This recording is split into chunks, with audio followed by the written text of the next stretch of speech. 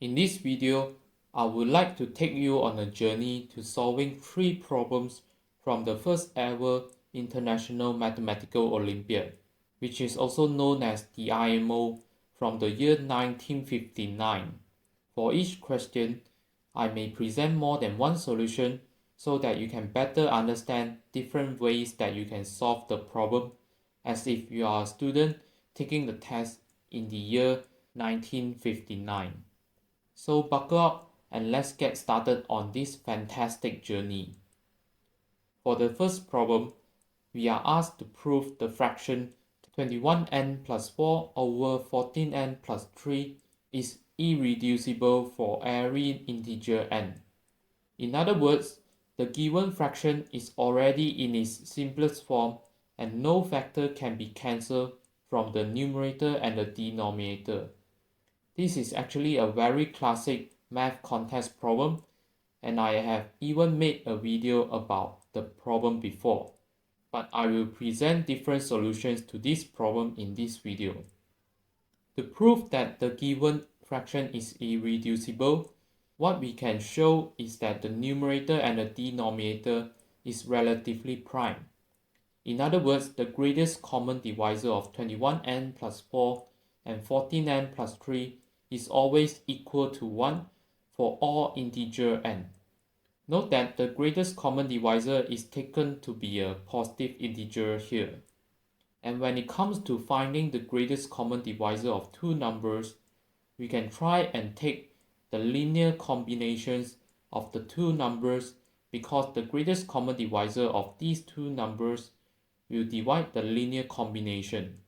Since it divides the left-hand side, so it must divide the right-hand side too, motivated by the fact that we want to show the greatest common divisor is equal to 1. We want to choose integers a and b such that the right-hand side is equal to 1. We can do this by collecting the terms with the n attached to them and the terms without the n.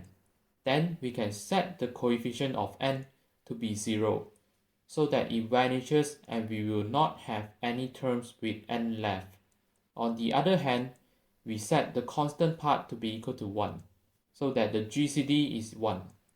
Now we just have a system of equations in a and b to solve.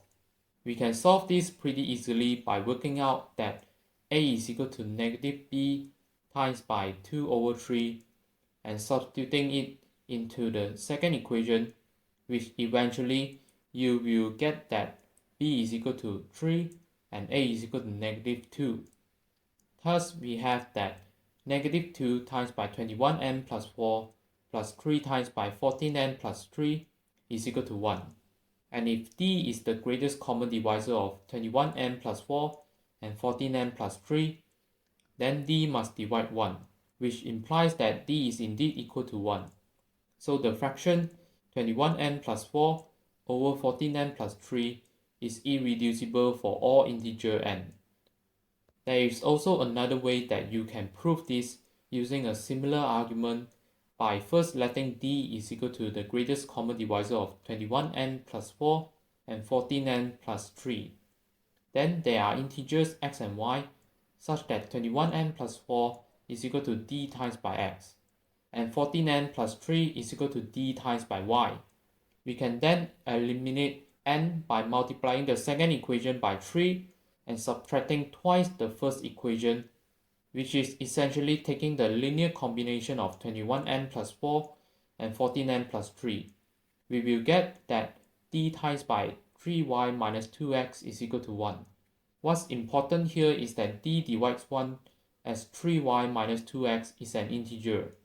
Since d is positive, we must have d is equal to 1, which also proves that the fraction 21n plus 4 over 14n plus 3 is irreducible by the same argument we used before.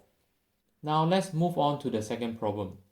We are asked about for which real numbers x do the following equations hold, where the left-hand side is a sum of two radical expressions and the right-hand side consists of three different values, square root of 2, 1, and 2. To begin, let's notice that for the left-hand side to be well defined, we need 2x minus 1 to be non-negative. So the first constraint is x is greater than or equal to 1/2. Then I will let the expression on the left hand side to be capital A. Notice that the three options given are equivalent to capital A being square root of 2, 1 and 2. Now because the expression on the left hand side is pretty ugly and it is not clear how to deal with it, let's make the equation to be much nicer and simpler. Motivated by the sign change under the square root, we shall square both sides of the equation and notice that square root of 2x minus 1 cancels out, and we can see that the cross terms are in the form of difference of two squares. So it can be simplified into capital A square is equal to 2x plus 2 times by square root of x squared minus 2x plus 1. Then square root of x squared minus 2x plus 1 is equal to absolute value of x minus 1. And this equation is much cleaner than what we have before. Then we can consider two interval values of x, which are x is greater than or equal to 1/2 and less than or equal to 1, and x is greater than 1, so that we can deal with the absolute value neatly. When x lies in the first interval, the absolute value of x minus 1 is 1 minus x, and capital A square simplifies into just 2. So capital A is equal to square root of 2, which is the first option given. So the equation in option A has solutions x being any real number in the interval 1/2 to 1. Moving on to the second case, if x is greater than 1, then the absolute value of x minus 1 is just x minus 1. So capital A square simplifies into 4x minus 2, and capital A is equal to square root of 4x minus 2. Notice that because x is greater than 1, square root of 4x minus 2 is simply larger than square root of 2. This actually implies that there are no real solutions x to the option B, as from the two cases, capital A is greater than or equal to square root of 2, which is greater than 1. For the third option, we can set capital A is equal to 2, and then we can solve for x, which is x is equal to 3 over 2. So this solves the problem. There is also another way to solve this problem, which is to try and de-nest the square root expressions by first multiplying both sides of the equation by square root of 2. Then let's use a trick, which is to add 0 by subtracting 1 and adding 1 under both square roots. Observe that now we actually have the expressions under the square roots are two square terms. So we can remove the square roots and the squares, which we will get the expression square root of 2x minus 1 plus 1 plus the absolute value of square root of 2x minus 1 minus 1 is equal to capital A times by square root of 2. Just like the previous solution, we will consider two cases. The first case is when square root of 2x minus 1 is greater than or equal to 1. That is when x is greater than or equal to 1. And the second case is when 0 is less than or equal to square root of 2x minus 1 and it is less than 1. That is when 1/2 is less than or equal to x less than 1. In the first case, the absolute value of square root of 2x minus 1 minus 1 is just square root of 2x minus 1 minus 1. And so the equation becomes 2 times by square root of 2x minus 1 is equal to square root of 2 capital A. For option A, when capital A is equal to square root of 2, solving for x gives x is equal to 1. For option B, when capital A is equal to 1, solving for x gives x is equal to 3 over 4. But note that this is not a valid solution since x should be greater than or equal to 1. So there is no solution here. For option C, when capital A is equal to 2, solving for x gives x is equal to 3 over 2. Then let's look at the second case, where 1/2 is less than or equal to x and it is less than 1. The absolute value in this case is 1 minus square root of 2x minus 1. And the equation reduces to just 2 is equal to capital A times by square root of 2, which evidently only works for the first option A, where capital A is equal to square root of 2, and the whole interval is the solution. Thus, by these two cases, we obtain the same answer as before, and we have solved the second problem. For the third and final problem for this video, we are given a, b, c to be real numbers and the quadratic equation in cosine x, which is a times by cosine x squared plus b cosine x plus c is equal to 0.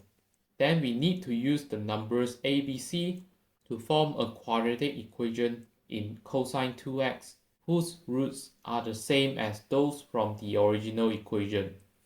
After that, compare the equation in cosine x and cosine 2x for a is equal to 4, b is equal to 2, and c is equal to -1. So basically, we have to turn the given quadratic equation into another quadratic equation with the same roots but in terms of cosine 2x. So we actually have to do some manipulations to the given equation. The first way to solve the first part of the problem is to actually force out cosine 2x by generating terms with cosine x squared due to the power reducing identity for cosine x squared. We observe that the term b cosine x doesn't contain cosine x squared, so we can actually make it to half by moving it to the right and then square both sides of the equation. We will get the following equation, which can be viewed as a quadratic equation in cosine x squared.